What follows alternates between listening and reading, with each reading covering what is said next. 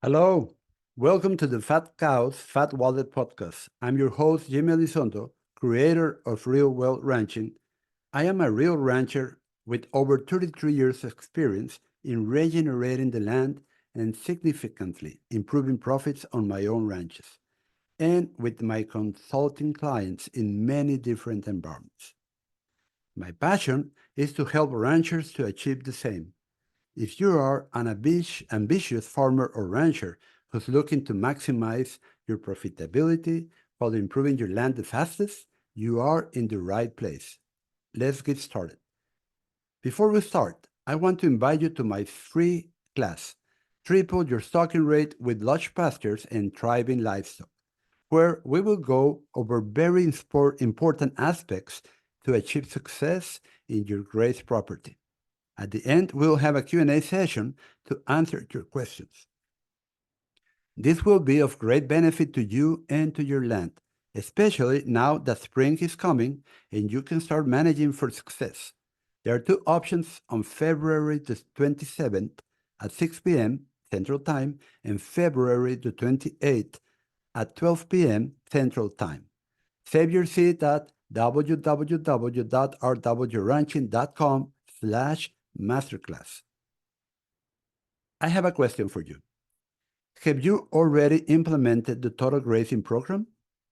That doesn't mean if you have taken my courses. I have plenty of people with good results who have used what I have published online. I'm getting straight to the point here, but listen, we are at the start of 2024. So I think I am at liberty to say that if you are a regenerative rancher or an aspiring one, the total grazing program will change your life. I've been in the regenerative space for a long time, long enough to know that there might be a few factors holding you back from diving headfirst into total grazing. I get it. But after more than the 33 years in the ranching business, I can truly say that the total grazing program is the number one thing that has catapulted me and my ranches to a higher level of success that I could never, ever have imagined. And the same goes for so many of my students. With that, I want to take a little bit of your precious time to share the most common myths about the total grazing program that I hear or read out there. Most come from people that do not know what the total grazing program is or have not taken my online courses with coaching. If you dream of being a successful rancher or farmer and you want maximum profitability, peace of mind, knowing and observing that your grass and land are improving every year, then today's episode is going to get you fired up. Let me say it again. You're going to walk away from today's episode fired up and ready to start implementing total grazing. Because guess what? Once you do, you'll never go back or wish you could just get ahead and make this whole real wealth in your ranch really work. And I genuinely want that for you. So stick with me. Trust me, you do not want to miss this as I debunk the most common myth about total grazing. And I have a sneaky feeling that you have fallen for it. That's okay. We're going to dive into it, so let's get started. Let's kick this off. Total grazing doesn't leave residual behind to protect the soil surface from the heat or the cold. That's what they say. I'm going to be upfront about it. We do not focus on leaving residuals when we finish with a complete or non-selective grazing. And here's the thing.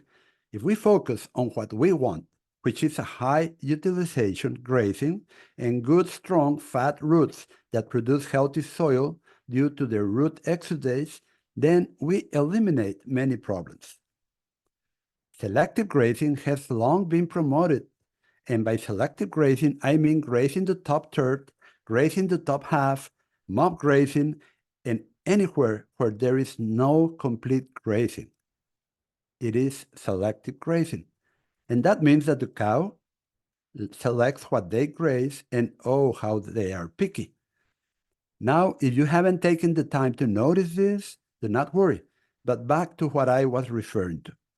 Because selective grazing has long been promoted, Ranchers and farmers have been convinced to leave a lot of residual after grazing. And by residual, I mean leaving 2/3 of the grass, leaving as litter or however you want to call it. Basically, leaving what the cow didn't graze, a large portion of what was originally available. Some think that the residue protects the soil from erosion caused by water or wind. Others think that the residue protects the soil from the sun and high temperatures. And others think that the residue protects the soil from freezing temperatures. Well, let's remember what residue or residual is. It is what your livestock did not want to consume. So what is it mainly? Non-desirable plants, brown leaves and stems, or like one of my students said the other day, sticks and stones. Because what does your livestock prefer to graze? They prefer leaves and desirable plants. In fact, because you return faster under top grazing, which is selective grazing, guess what your livestock is going to select when they come back? Well, yes, the poor little desirable plant that is barely regrowing, and by grazing it too soon, it will be killed, and the non-desirable species will continue to thrive, and you get a shift of species in your land to more undesirables and less desirable species. So this is what I mean, that if we focus on what we actually want, which is a high utilization and strong roots in our desirable forest species, we can avoid this problem and so many others. Let me ask you a question. What is going to protect the soil better? Sticks and stones or well-covered soil with strong fat roots, which avoids erosion the best? The answer is strong and fat roots and more growing points per square yard. So how can we achieve that? As I explained in the previous podcast and other videos and blogs under the Total Grazing program, you do a complete or non-selective grazing of fully recovered plants most of the time of the year. You graze it all, and we follow with a long rest period because we come back much slower.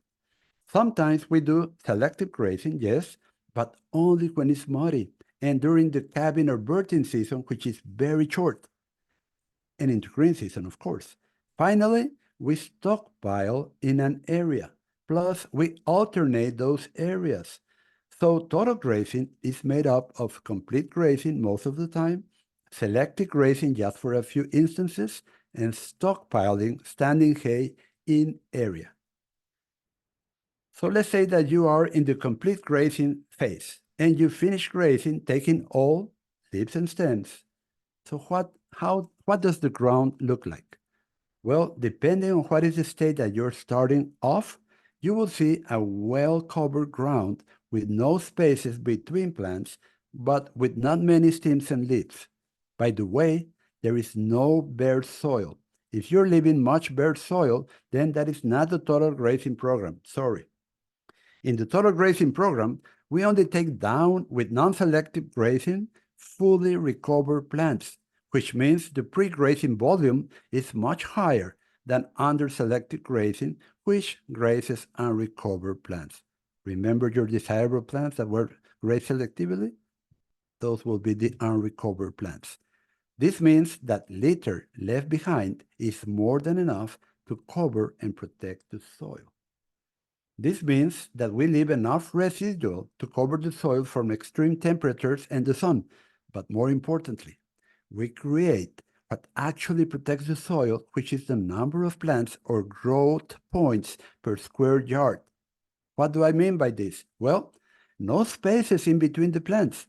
Imagine you're looking down into the ground after doing a complete grazing of a heavy yielding pasture. You will be able to see the closeness of your forage growing points and plant crowns from where new leaves will be produced. It is this closeness of your best species plants and growing points that ensures you have a mat of strong and fat roots underground to protect your soil and above ground to achieve a full solar panel once regrowth commences. It also means high soil life, which keeps your soil where it should be by preventing erosion, thanks to many intertwined roots, and plants with thick, deep, and strong roots that are achieved by following the total grazing program, where we minimize overgrazing.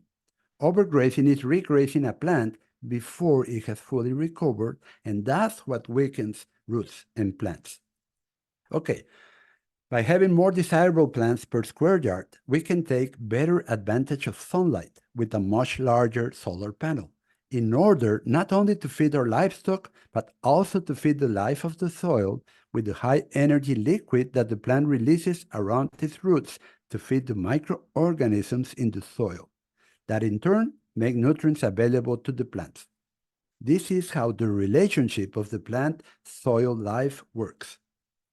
So to sum it up, after a complete or high harvest efficiency grazing on fully recovered plants, we rotate much, much slower across the property where your livestock are taking off the leaves and stems. And we will again allow the plant to store enough energy in the root reserves before we come back. So this means that you have a good solar panel, you have more growing points per square yard, the desirable plants are not killed off. In fact, they grow much stronger and you start seeing more and more of them in your pastures. I am so passionate about this because I have seen the results with so many of my students that I am hoping that if you are at the stage where you are ready to understand this, you can grasp it. We must also emphasize that just as the cow needs the grass needs the plant. Sorry, the grass needs the cow. I'm going to repeat. We must also emphasize that just as the cow needs the grass needs the cow. This is so because the growing points or buds and the new seedlings of your best species in your fields need sunlight to live. When top grazing or selective grazing is done and a lot of litter is left behind, these new seedlings and growing points do not receive enough sunlight and die or stunt their growth. Imagine a paddock with too many stems left, too much residual or litter left. This doesn't allow sunlight to reach the growing points or seedlings. You get old or over-mature forage and a lot of stems. This also means the energy in your forage diminishes.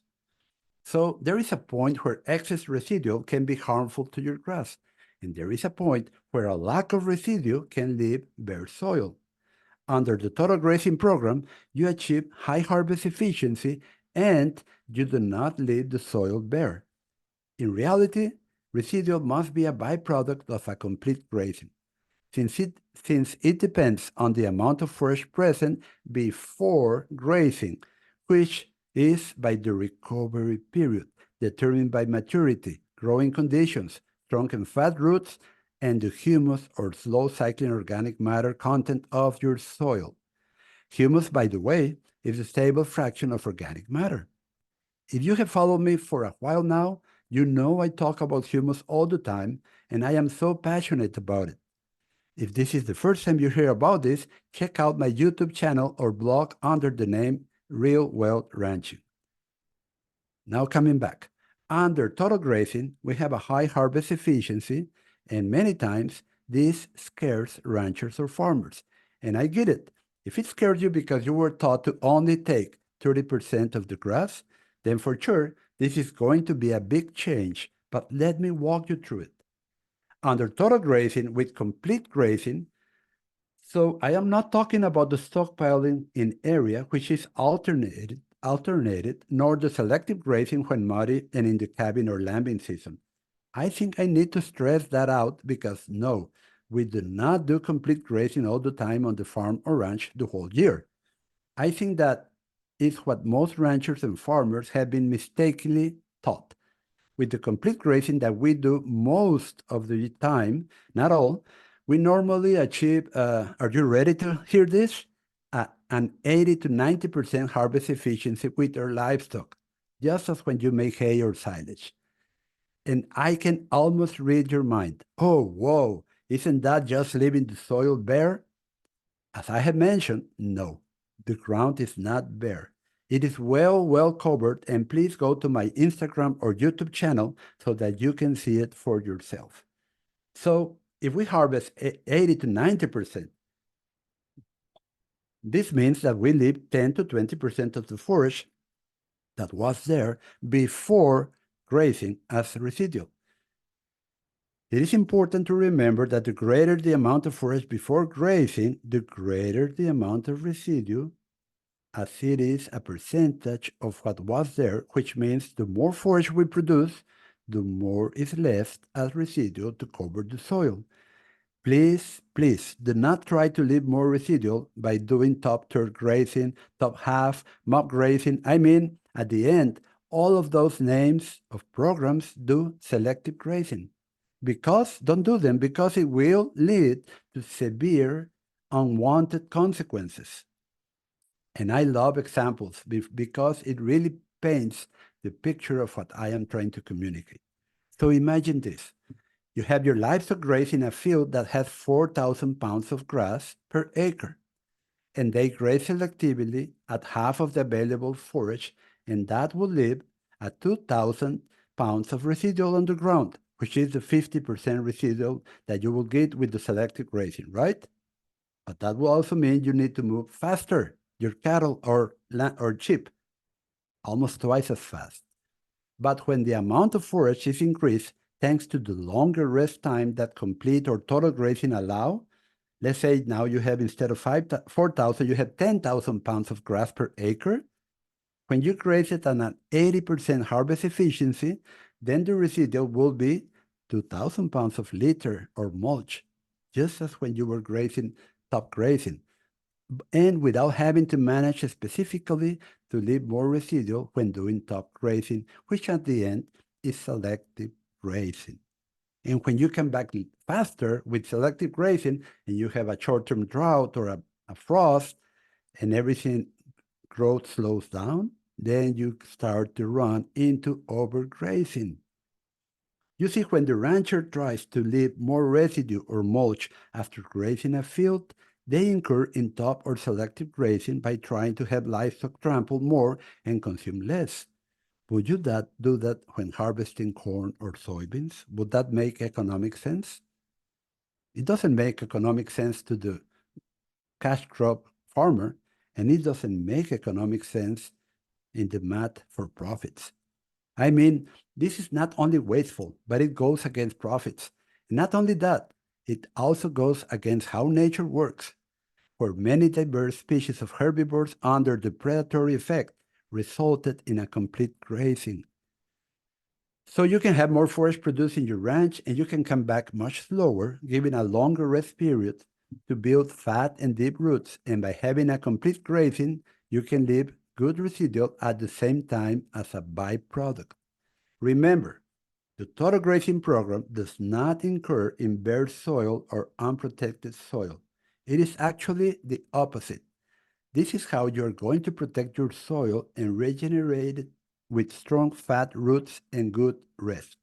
As I say, as the cow needs the grass needs the cow. So, are you ready to take your ranching journey to new heights?